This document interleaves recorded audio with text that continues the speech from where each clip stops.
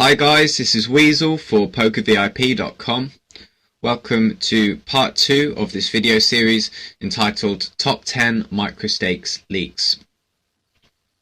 Just as a quick recap, we looked at the first 3 leaks in the part 1 of this series, and these were leak number 10, calling too much, leak number 9, missing value, and leak number 8, playing out of position. To continue where we left off, Microstakes Leak number 7, bad hands, big bluffs. In particular, we are going to talk about running big bluffs at the microstakes. But what does having bad hands have to do with running big bluffs exactly? It's very simple. The more bad starting hands you choose to play, the more you're going to find yourselves in situations where you need to bluff. Of course, you never need to bluff. By this, I'm talking about situations where the only way you can win is by bluffing. Perhaps you find yourself on the river with 6 high, for example. If you were to stick to a much tighter selection of starting hands, you wouldn't need to bluff anywhere near as often. You would make strong made hands a lot more of the time. Part of the reason players do like to choose bad starting hands is perhaps because they have seen their favourite pros on TV playing junk hands and then proceeding to make a lot of money. One thing you perhaps don't realise is that these players are sitting deep stacked. Sometimes they will have stacks of 250 big blinds or more, and this really influences the profitability of playing certain starting hands. However, it's very likely that the most common stack size you're going to be playing with, especially if you play primarily online, is going to be a stack of 100 big blinds, sometimes less. Mid-stack strategy has gained in popularity recently. There is of course a short stack strategy also. With these two strategies, you need to play even tighter ranges than with the 100 big blind strategy. There is still some room, 100 big blinds deep, for mixing up your play and expanding your range of starting hands. In general, it's going to be very difficult to make certain hands profitable in certain situations, just as a result of being limited by what you can do post-flop as a result of the stacks that are going to be left behind. If you're playing 1,000 big blinds deep, theoretically you may even be able to make a hand like 2-7 offsuit profitable, because the skill involved in playing so deep is going to outweigh the fact that you have a bad starting hand, and you are still going to be able to make a lot of money from a weaker opponent. Whereas if you're playing 20 big blinds deep and you have 2-7 offsuit, there's pretty much nothing that you're going to be able to do that is going to make the hand profitable in the long run. Let's have a quick look at PokerStove and let's make some estimates about the range of starting hands you possibly should be playing 100 big blinds deep. The first thing to acknowledge is that your range for playing hands is going to be different depending on your position. You should be playing a lot less hands under the gun, and you should be potentially playing more hands from the button.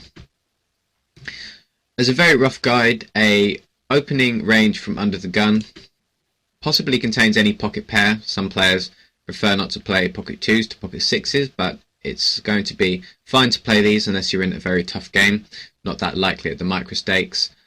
Then a selection of the stronger broadways. When you get down to hands like ace-10 offsuit, these are very borderline as to whether they're going to be profitable.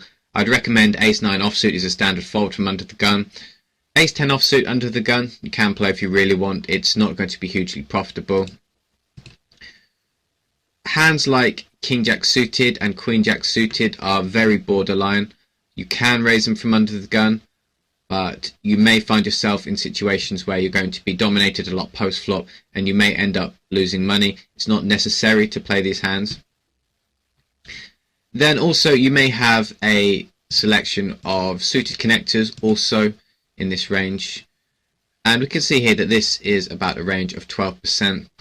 You definitely shouldn't be playing a lot wider than this under the gun if you are sticking to a tight aggressive strategy, and you'll do reasonably well with this type of range as a very rough guide for open raising under the gun. When we get to open raising on the button, you can really start to expand this range. Probably any suited ace is going to be fine. Probably any offsuit ace also is going to be fine. It really depends how the players in the blinds are playing, and we'll talk about this a little bit later in one of the other Microstakes leaks.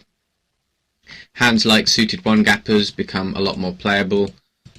Probably expand your range of suited connectors also. Perhaps even some of the offsuit connectors as well. You can start thinking about open raising some of the suited kings, maybe. Definitely opening any Broadway from the button, for sure. Some of the offsuit Broadways as well. And you can see that this range here, it's slowly approaching 40%. It's a much wider range. However, there is nothing too crazy in this range, and if you stick to this type of range, even on the button, perhaps even tighter depending on your blinds, hopefully you shouldn't run into too much trouble and find yourself in a situation where the only way for you to win is to make huge bluffs after the flop.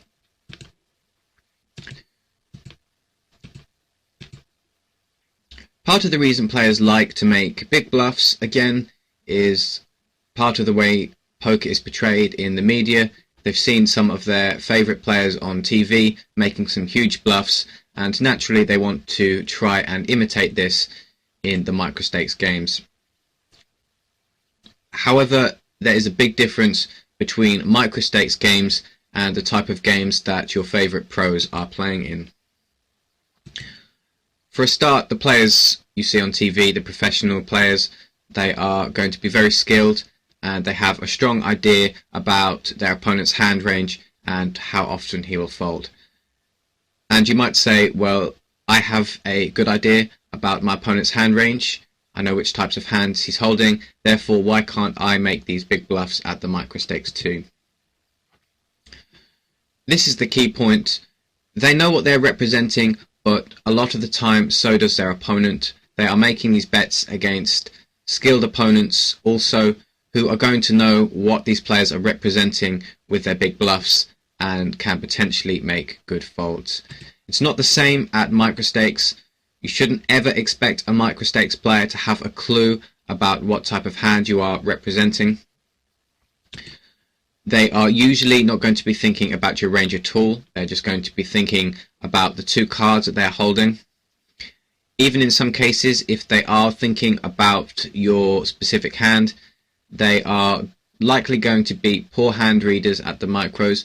It's not always the case. You do get one or two competent players sitting at the tables at microstakes.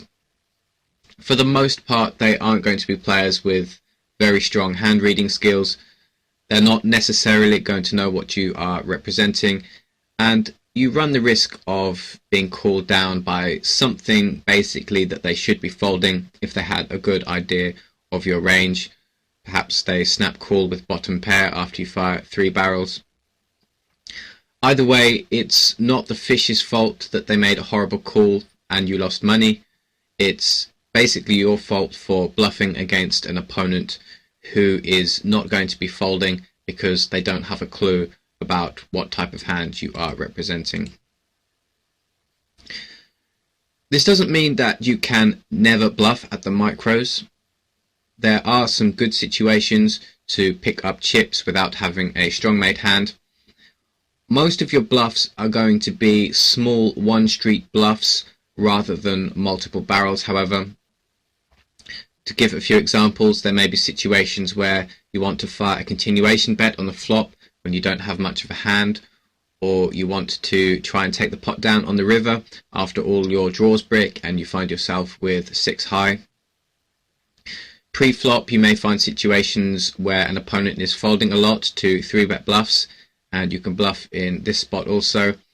In general, you aren't going to be re-raising pre-flop and then proceeding to fire multiple barrels, because as soon as your opponent calls one street, there's a good chance that he is not going to be folding the later streets either. Perhaps it signals he has some type of hand that he doesn't want to get away from, And even if you are representing a very strong range, you shouldn't expect certain types of players to ever be folding.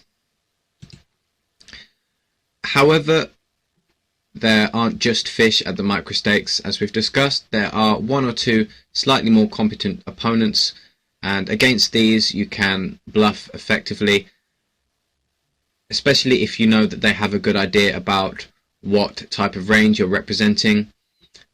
And given today's microstakes dynamics of the games, they may not necessarily expect you to be running big bluffs, especially if you have a tight image.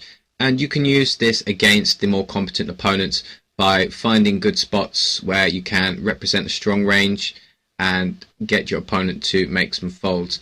In general, you aren't going to be doing this at the microstakes, but if you are good at identifying the different types of player sitting at your table, then you will be able to find one or two opponents who are very good to bluff against.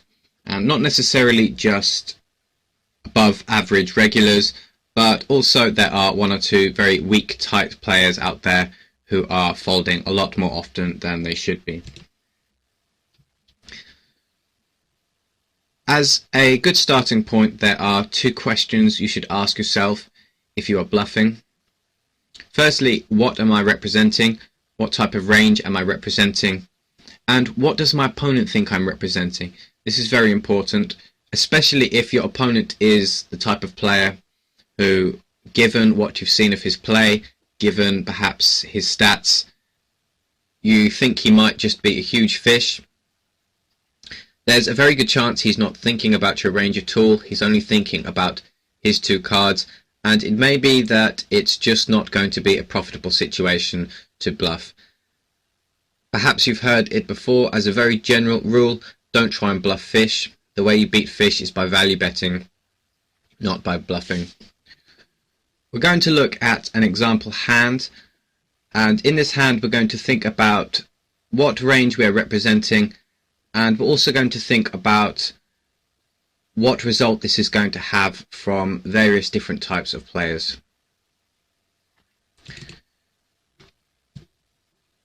In this particular hand, we are going to be bluffing, and the player we are going to be playing against in this hand is going to be a fish. The type of fish that doesn't like to fold, likes to cool down a lot of the time.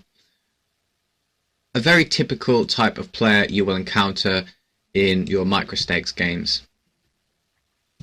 We decide to open raise from the cutoff, which is fine. We have a reasonable hand, King 10 suited. It's definitely fine to be playing this type of hand from the cutoff, as we saw looking in proposed opening ranges in Poker Stove. And the player on the button decides to call. He has position on us, but we know he's a fish, and we expect to make the hand profitable. The flop comes Queen 9-2. We have a gut shot. We have an overcard. The board is somewhat dry, but there are a few draws out there. There are things like 10-jack for the open-ender, king-jack for a gut shot, etc. Against many opponents, this would probably be a good spot to fight a continuation bet. We do have some equity, and we have a good shot at folding out certain types of hands. Maybe things like pocket pairs, pocket fives, pocket sixes, ace high, etc. However, against this type of opponent who we know to be a fish and likely to be a calling station, it's debatable whether firing a continuation bet really makes a lot of sense in this particular spot. However, in this example, we decide to fire a continuation bet anyway, even though it's not the best play. Let's say our thought processes go somewhere along the line of, I'm going to try and represent a big hand here. I could have something like pocket queens, pocket nines, pocket twos, and I'm going to go all the way with this hand, representing a huge, strong made hand. The turn comes to 2. Usually, as a general rule, when the board pairs, it's not going to be a good spot to continue bluffing. The reason is that when the board does pair, it reduces the amount of strong made hands you can have. For example, it's a lot less likely we now have pocket twos because there is literally only one combination of pocket twos left. We can't have two pair combinations involving a two as often either, although we don't necessarily expect to have these types of hands in our cut-off open raising range anyway, things like queen 2 or 9-2. In general then, this is a bad card to continue firing as a bluff, but if we were betting here for value, if we had a hand like aces kings or a set or quads, we'd probably continue firing here for value to get value from a queen or a 9 or any straight draws, etc. And since our plan here is to run a big bluff, we're definitely going to fire a bet here on the turn. Again, probably not a good idea against his opponent, who is a big calling station. He's called on the flop, which signals his interest in the pot. Even if he only has a hand as weak as a gut shot like king jack, there's a good chance he is not going to be laying this hand down, and he does make the call on the turn. On the river, we decide to stick with our plan and fire a large third barrel, hoping to get our opponent to fold anything that he may have called the flop and turn with. At this point, I want you to think about the type of range we are representing here with this third barrel. Let's say we've been playing very tight the last 50 hands, we've been only playing strong hands, and we've only been betting with strong hands, so we have a very tight image. Perhaps it's a good spot to pause the video for a minute or so and just think about what range is Hero representing in this particular situation. In general, Hero does look very strong here. Assuming he's not bluffing because he has a tight image, he is only representing very strong value hands. Hands like Queen X, King Queen, Queen Jack, which may have fired two barrels on the flop and turn, are very unlikely to be firing a large third barrel on this river because there is now an overcard. The most likely line for a hand like Queen King here would be to check call. So here it is not really representing a Queen X unless it's specifically Ace Queen, which has now made two pair on the river. Even a hand like Queen 9 has now been counterfeited by any ace, because if a player has an ace, he has aces and twos, which beats queens and nines. Even a hand like Queen 9 is therefore not going to be firing a large third barrel on this river. Therefore, the range that Hero is representing is this: Ace Queen, pocket aces, pocket queens, pocket nines, pocket twos, and maybe once in a while he's bluffing, but as we've said, given Hero's image, this is unlikely. Therefore, he's representing a hugely strong range. Now, if our fish is sitting here with a hand like King Queen, or even a hand like Ace King, which he's floated twice with, he should feel really uncomfortable about his hand, given the type of range we're representing. In fact, he quite possibly should be folding hands like Ace King here, Queen King, any Queen, any 9x, because the range that we are firing three barrels with basically crushes the type of hand that he's likely holding. However, we are of course making the big mistake that our fish is even putting us on a range, and that he's even thinking about what type of holding we may have. In reality, if this calling station fish holds a Queen X or any type of pair, there's a good chance he's just going to call on the river. Perhaps he overestimates the chance of us bluffing, or he just wants to see a showdown. Perhaps he thinks to himself, man, I'm probably beat here, but I just have to see it, and he calls down with a hand like Queen X, and in this particular case he calls and he shows Queen 5. In this particular situation, Hero can rant and rave and say how terrible the fish is and say how he lost money because of this fish. In reality, it's not the fish's fault. Hero should have a good idea about this opponent's tendencies, and he should have realized that this is a bad opponent to try and run a big bluff against. Generally, against players who are not folding, you should play your draws passively. Part of the reason aggression is good in poker is that you generate fold equity. You make money in the long run through your opponent folding. If your opponent is never folding, this rule doesn't apply, and in general you should be a lot more passive. So yes, the fish made a terrible call in this hand. However, it's not the fish's fault Hero lost money. Hero should have known better than to try and run a big multi-barrel bluff against a huge calling station. Okay, on to the next leak, Microstakes Leak number 6, Cbetting without a plan.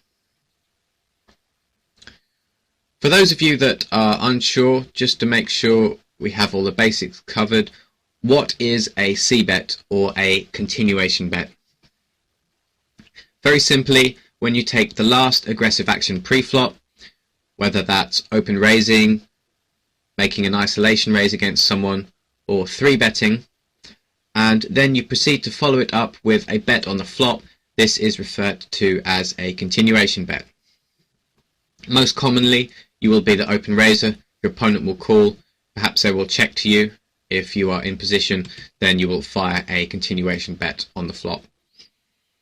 There are two types of C-better. Firstly, the qualitative C-better. These players, they only fire a continuation bet when they flop a nice hand.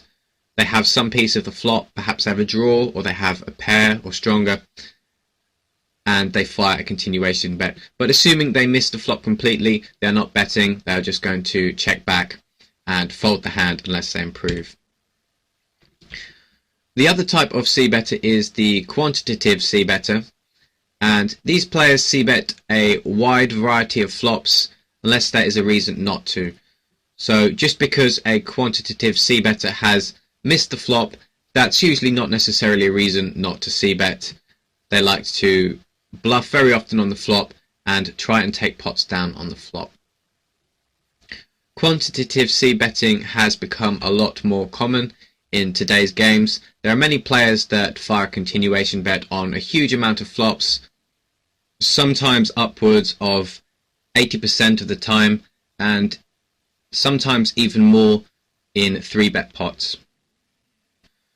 The reasons for checking back in the case of a quantitative C-better include reasons like having very mid-strength showdown, which is not strong enough to bet in their opinion, or completely whiffing a flop and having zero equity. In general, they will be firing a C-bet. At the microstakes, we've already established that players are calling way too much in general. Therefore, taking a qualitative C-betting approach is usually not going to be a big mistake at the micros. In some cases, however, by taking a purely qualitative approach, you may be missing out on opportunities to steal pots. Certain types of players like to play what is known as fit or fold on the flop, and this means that unless they flop well, they are going to be check folding the flop, and your C-betting is going to result in taking down the pot a large amount of the time, which is obviously very profitable. However, taking the quantitative C-betting approach can be problematic, because if you are not conscious about the types of player you are playing against, you may find yourself in a situation where you are firing a huge amount of flops against a player who is not going to be folding anywhere near often enough for it to be profitable. Now, the goal here is not to tell you specifically that you need to take a qualitative approach to C-betting or a quantitative approach. Rather, it's to highlight the danger of firing a continuation bet without thinking. Players that take a quantitative approach, very often they're not necessarily thinking at all about what is going to happen on a later street. They are just blindly firing a C-bet and hoping that it works out for them somehow.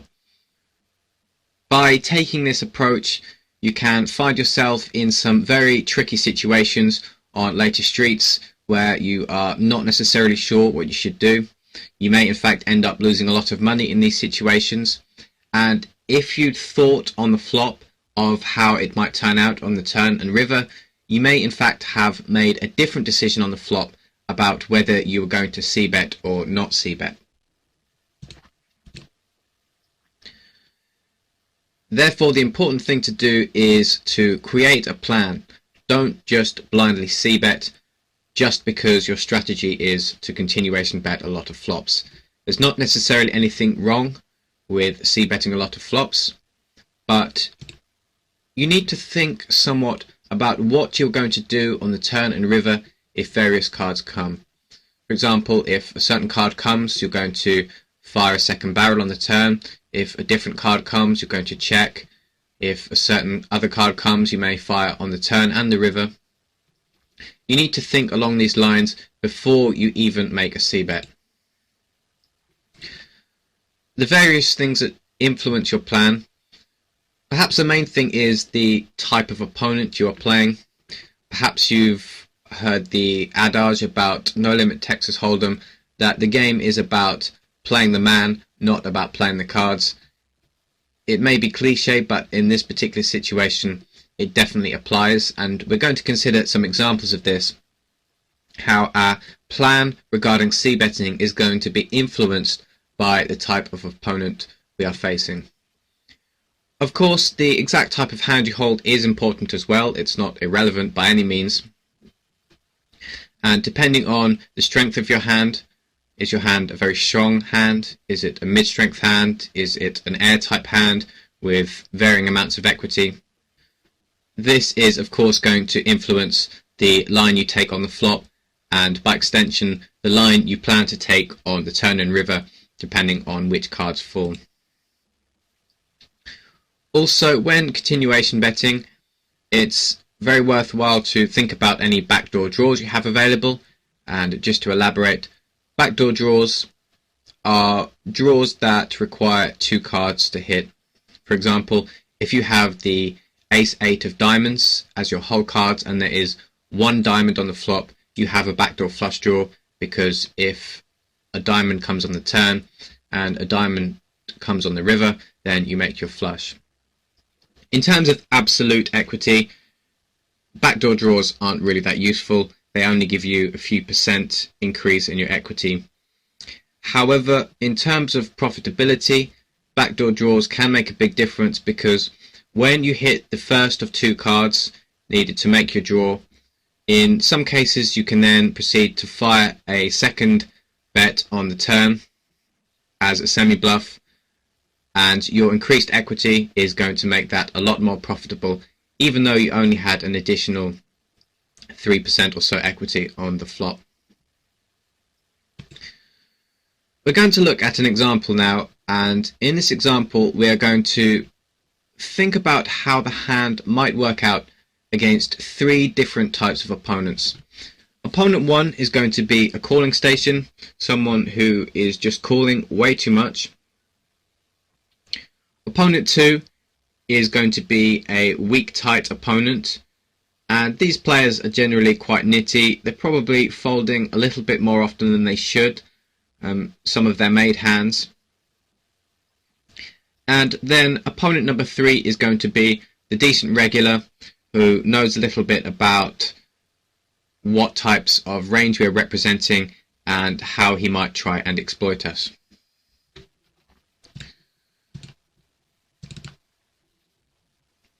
In this hand we have the Ace-5 of diamonds in the cutoff. Firstly, we're going to imagine that we're playing this hand against a calling station, and we reach the flop, which is a King 6-4. You've possibly heard or read that the best boards to fire a continuation bet on are dry boards, exactly like this one, King 6-4 rainbow. Typically it's going to be a good board to continuation bet. However, it's not going to be so good against his opponent. In some cases it may still be worth firing a continuation bet on this flop, simply because there are less hands our opponent can call with, That's why continuation betting a dry board is good in general. There aren't a lot of draws our opponent can have, and there aren't many made hands either. Not c-betting would definitely be fine here, however. There's just a big chance our opponent is still not going to fold a lot of hands. Being out of position, the hand may get a little bit tricky on later streets for us to play, just having ace high. Assuming we did fire a continuation bet, which is okay in this spot even though our opponent is a bit of a calling station, what would be our plan on the turn and river?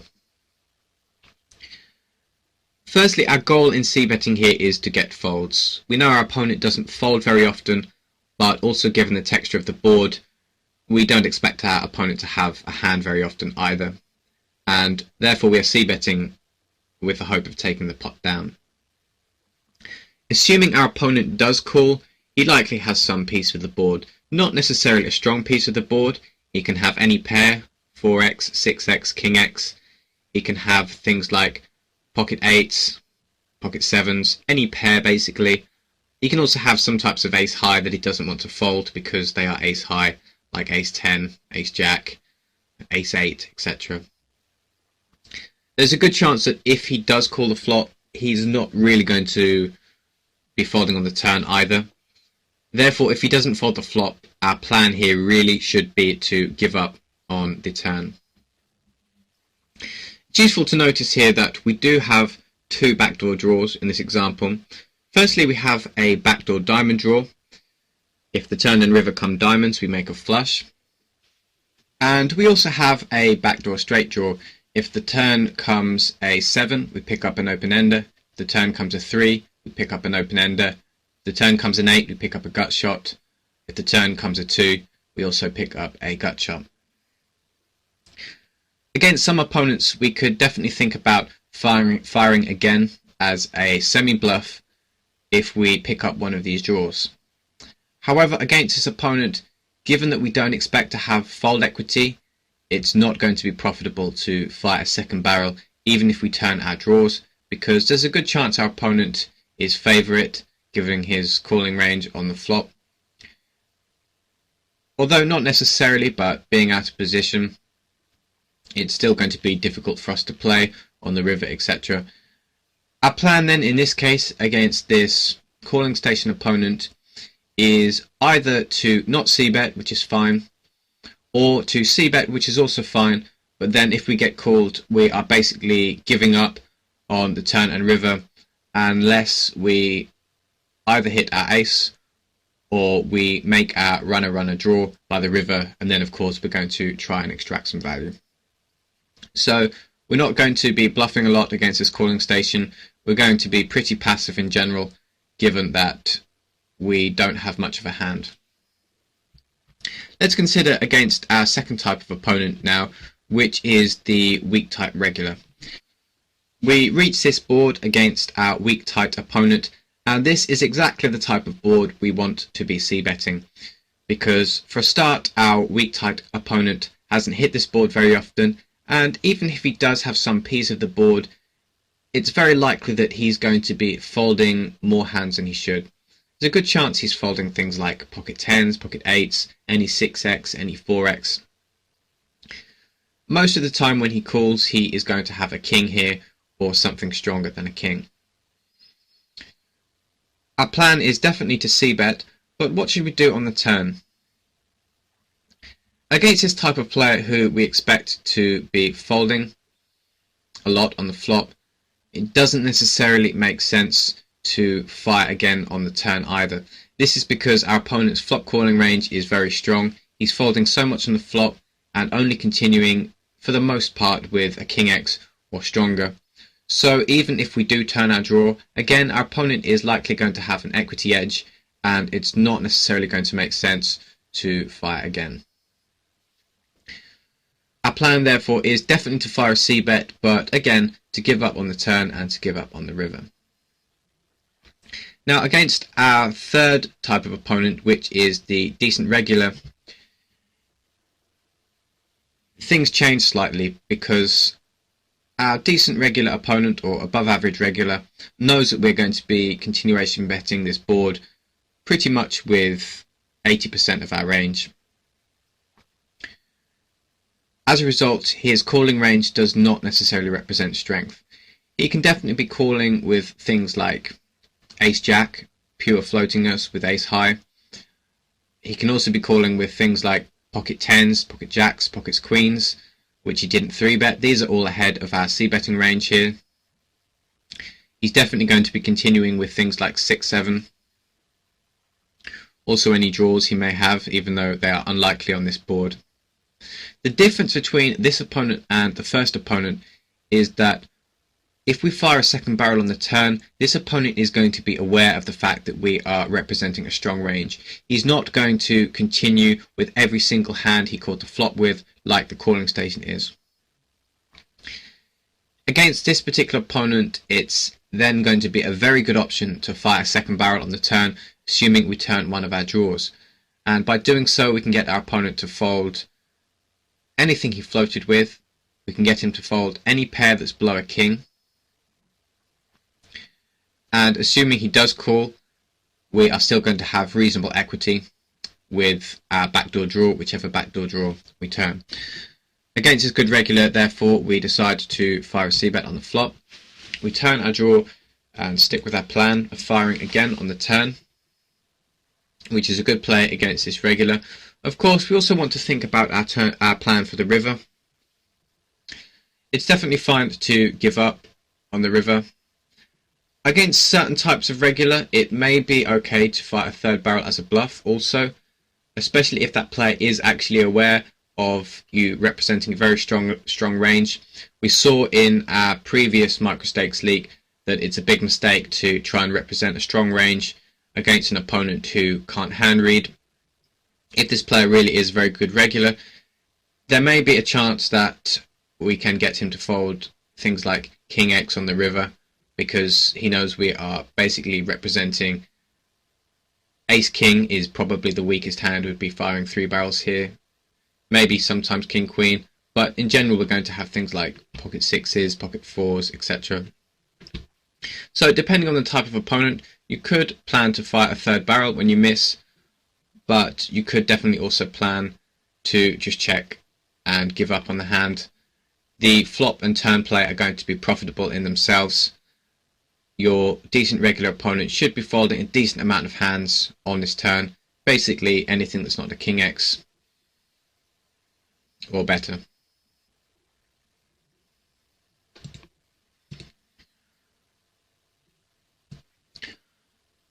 Okay, moving on to our last Microstakes Leak of today's video. Microstakes Leak number 5, Dead Money. What exactly is dead money? There are a number of definitions of dead money. They are all slightly different. This is how I'm going to define dead money for the purposes of this video series. And it's this: money in the pot which isn't likely to be fought for. The players who put that money in the pot will fold with a very high frequency. There is a slightly different definition of dead money. Players who contributed chips to the pot that have already folded. And this will influence the odds you get post-flop for calling with certain draws, for example, because there is additional money in the pot, so you're going to get better prices in general to call and draw to certain hands. When we talk about dead money in this section of the video, we are talking about money that isn't likely to be fought for. There's no such thing as true dead money necessarily, unless someone has disconnected, for example, and they're not reconnecting. There's always a chance that that player is going to fight for the money they put in the pot. So we are mainly concerned with money that isn't likely to be fought for, even though potentially it might be. One mistake people make is they categorize dead money as anytime someone open limps, for example. If a fish has been limping and then calling 85% of the time after he limps, this money is anything but dead. The fish is not giving up on the pot, therefore you have very little chance of stealing that money, therefore it doesn't really fall into the category of dead money. If on the other hand this fish has been limping and then folding 85% of the time when you raise, then this falls into the category of dead money, because by raising there is a very high chance that you are just going to take down the money that's in the pot. To give another example, if a nit posts under the gun, perhaps by accident, and then he doesn't raise but he checks, it's very likely his intention is to fold to a raise, because if he had a strong made hand he'd be raising from under the gun. Again, it's very likely that this is dead money. Of course, once in a while he may surprise you and check with a hand like pocket aces and go for a raise after he posted, but for the most part it's very likely to be dead money. A final example, if you are on the button and you're facing very nitty blinds, then you can refer to the money that they've posted in the blinds as dead money, because it's very likely that if you raise on the button, the most likely occurrence is that you are just going to steal the blinds, and for all intents and purposes this is dead money. Of course, from time to time the blinds will wake up with hands, so there's no guarantee you're going to take that money. All you can say is that this money is not likely to be fought for. There are 4 ways we can capitalize on this dead money that's not going to be fought for. The first is open raise stealing, and this is done by open raising from either the button, the cutoff or the small blind, with the hopes of taking down the blinds. Before you can take advantage of dead money, you first need to be able to recognize where the dead money is. In the case of open raise stealing, you can think of it as dead money if the players in the blinds are folding sufficiently often. If they are folding above 80%, then there's a very good chance that you may find yourself in a situation where open raising from the button is actually profitable, even if you fold every hand after the flop. The blinds are folding sufficiently often for you to just generate an outright profit, especially if they are tighter. Sometimes you'll find blinds are folding 85% of the time or 90% of the time. Against these players, you can generate an outright profit even if you never play any poker after the flop. Your sole intention is to steal the blinds, and of course sometimes you will flop a strong made hand even if you open raise with trash from the button. So it's dead money in this case if the players in the blinds are playing very tight. And of course if you're open raising from the cutoff, you need to think about the button as well as the blinds, because especially if the button realizes the money in the blinds is effectively dead, he may be playing back against you more often if he suspects that you are trying to steal. The second way is by 3-bet bluffing. So someone open raises pre-flop and you make a re-raise with the intention of taking down the pot. Again, we need to be able to identify where is the dead money in this case. There are 2 things to look for. Firstly, it's better off if that player is opening from late position. Late position openers typically have a much wider range, therefore there's an increased chance that they are putting dead money on the table, because they are going to be playing back against your 3-bet a lot less often. Also, it's useful if you put on your HUD their fold to 3-bet stat. If that player is folding very often to 3-bets, again it increases the chance that they are putting dead money into the pot for you to steal. On the other hand, if that player has a very low fold to 3-bet stat, the money is anything but dead money, because when you 3-bet, that player is going to be calling or 4-betting or whatever it is they do to play back against 3-bets. So 2 criteria for 3-bet bluffing: target late position openers and target players who have a high fold to 3-bet stat. The third way of targeting dead money is to make ISO raises or isolation raises. In this case, again, where is the dead money? Also, what exactly is an isolation raise? An isolation raise is where there is a limper or a poster and you make a raise with the intention of isolating yourself against that player. So ideally the other players on the table will fold and the player who limped or posted will call, and you find yourself in a situation post-flop where you are heads up against that player. By raising, you've isolated yourself against that player. Again, in this situation, where is the dead money?